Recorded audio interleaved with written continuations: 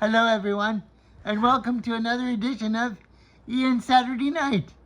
I'm realizing as I do these chapters that not two are alike.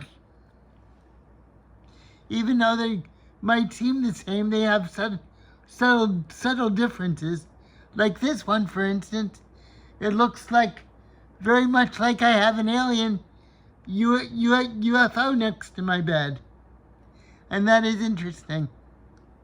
Because even though I might try to plan it out, no two shows are alike, like a fingerprint. Now I notice when I do these chapters that this house on Johnson Lane is a very noisy house. It has a lot of spirit inside it. My dad was here all through the house when he was alive, so I think that he left some karmic footprints, if you will, all through the house. That's why the house is very noisy with his presence. And I truly believe that. His house has a ghost inside. This house does. When he passed away, the outside was thick with the noise of frogs, of tree frogs. And I truly believe that was the voice of his spirit or his soul. So this is a very noisy house. I don't think it's haunted by something negative, but I do think it has haunt to it. Because usually I feel very happy in this house, but there's been many times where I feel the weight of gravity and a lot of loss in this house, as well as great happiness. So it has a bipolar spirit, this house. As my dad was also a little bipolar. My dad said he was very happy. You know, I know my dad to be very content, but I also know if I dig down deep, my dad was very tortured and unhappy, especially in his later life. He felt like he didn't realize himself completely. In a way, he wanted to go to Cornwall in his later life and forget the Key West world and forget this house and just go to Cornwall and paint. And he probably felt tortured not doing that. And maybe that might have led to his cancer. Because my dad always told me that if you have something unresolved, if you have a lot of resentment in your life, this leads to negative feelings, which leads to malignancy in your body. And my dad truly believed that. So that is something to be taken into account. Because I do believe negative feelings lowers your immune system and could lead to cancer. Now, for those of you in the medical establishment are offended by my opinion, you can respond to me, and I will take it. But please don't hurl. I mean, you can if you want to. It's a free expression in this country, but I'd prefer if you not be hateful towards me, because I mean no harm. It's just an opinion I have that negative feelings can lower your immune system, which can lead to cancer. They've pretty much proven that a lowered immune system leads to sickness, and it could lead to cancer. I'm not saying it does lead to cancer, but it very well could. Because your body is like an engine, and everything that weighs on the engine becomes compromised, and that's your internal system. It's like an engine.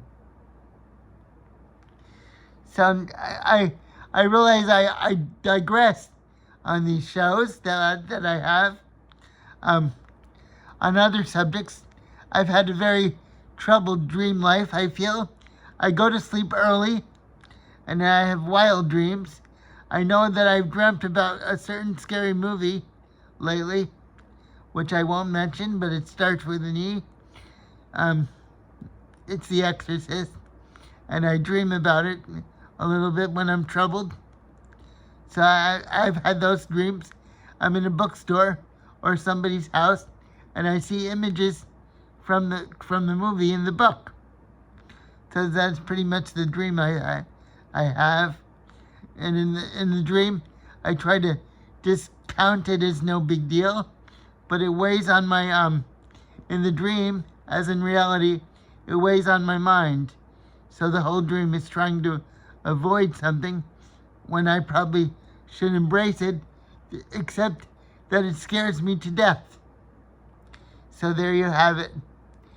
And I know that I've talked quite a bit about the dreams I've had trying to visit Joaquin in St. Augustine. I go over, she asked me a question, I go over to try to help her. I pass bridge over land and sea, and finally get there hours and hours, opening drawbridges and special doors, and special keys and locks and passwords and whatnot, and she's not there. So that pretty much sums it up. I know from my communication with her that she must feel badly about how things went down, but I don't think she could help it. I wish she didn't do it, but as my listeners know what happened, my heart was collapsed upon itself. It pretty much imploded, and I felt like the world was ending, and a button was pushed, and I cried, I wailed. I actually wailed more than I let out a wail as stronger than any wail that I could ever utter in my life. So that's what happened. I felt pulverized in a million pieces, but I managed to roll out the door with help, and she turned away from me and yelled. She didn't raise her voice, but she yelled at me quite a bit, and her lack of communication said 1,000 words. She turned away from me, and my heart shattered in a million pieces, imploded and shattered. In a sense, there's no putting it back together, but that's what happened, and that's the karmic event that I have to deal with. As I said, she's okay with what happened, so I have to be okay with what happened, because there's no other two ways about it. I'm not a Buddhist. I'm not necessarily religious in any sense, but in a sense, I'm part Catholic. In some ways, I'm very, I believe in the universe having an intelligence, but I'm not a Buddhist. But there is a cause and effect to things. There are consequences to things. So the consequences are, I feel, I just feel bamboozled, and I don't feel right in myself. I don't think I'll ever feel right until I see her and come to some kind of reckoning, perhaps. But I certainly don't feel right about it. But in a sense, I have to feel right about it because she is right. She's right about it. She's going on with her life, and I know that she sometimes feels sad.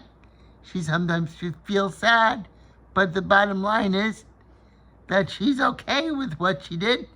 So I have to be okay with what she did, because life goes on.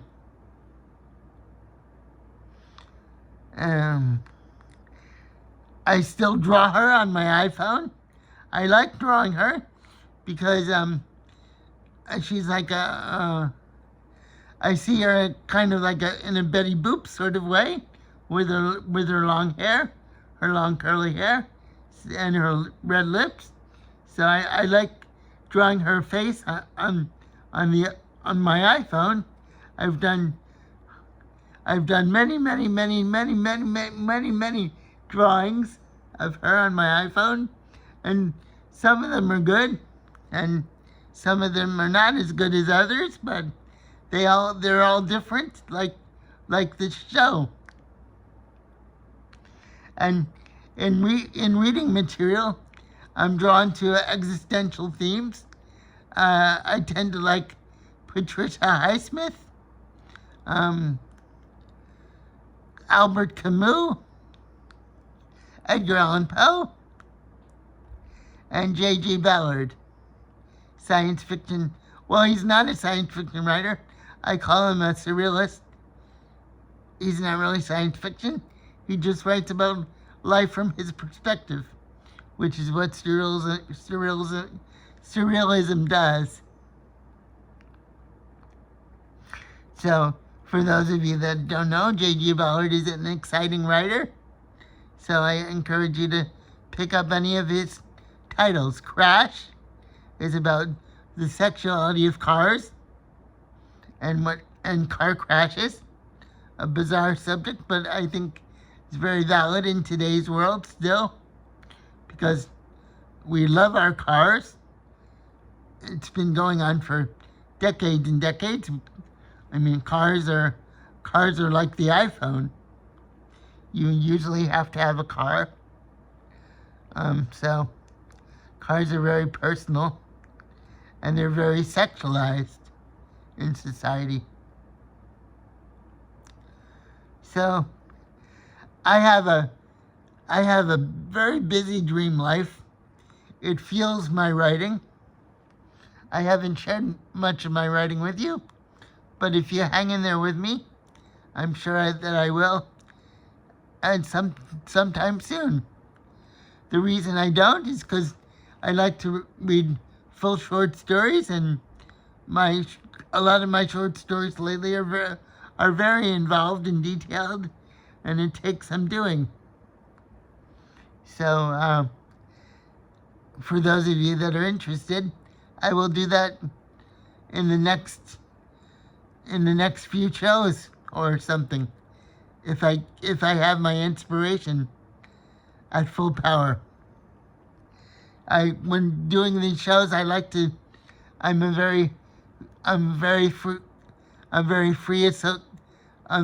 much of a free association person. Whatever comes into my head, I won't say like somebody I won't mention right now, somebody that's in the public eye a lot, calls a weaver. I'm not a weaver. I'm a grabber or a spinner. I grab things out of the air. So I'm not a weaver. So I like drawing things from pop culture, so that's part of me. I like drawing on the iPhone, but I miss, with the iPhone or some digital media, I miss working with my hands, so that's why I like old-fashioned techniques, like working with paint and getting messy. I feel it's very important when you're an artist or a painter to be a tactile person. So I get in touch with the paint in a very sensual way. I feel I miss that with the iPhone or the iPad. I mean, it's exciting because you have it right in front of you and it's very immediate, but you miss out on the tactile sensuality of working with the materials. Okay, everyone, thank you for tuning in again, and I'll see you next week. This was Ian Saturday Night, and I enjoy talking with you. So thank you to all my subscribers far and wide. I don't know if you're far and wide, but I know I have someone in Ohio that watches me. And perhaps in England or Seattle or wherever you are, thank you for watching. Bye.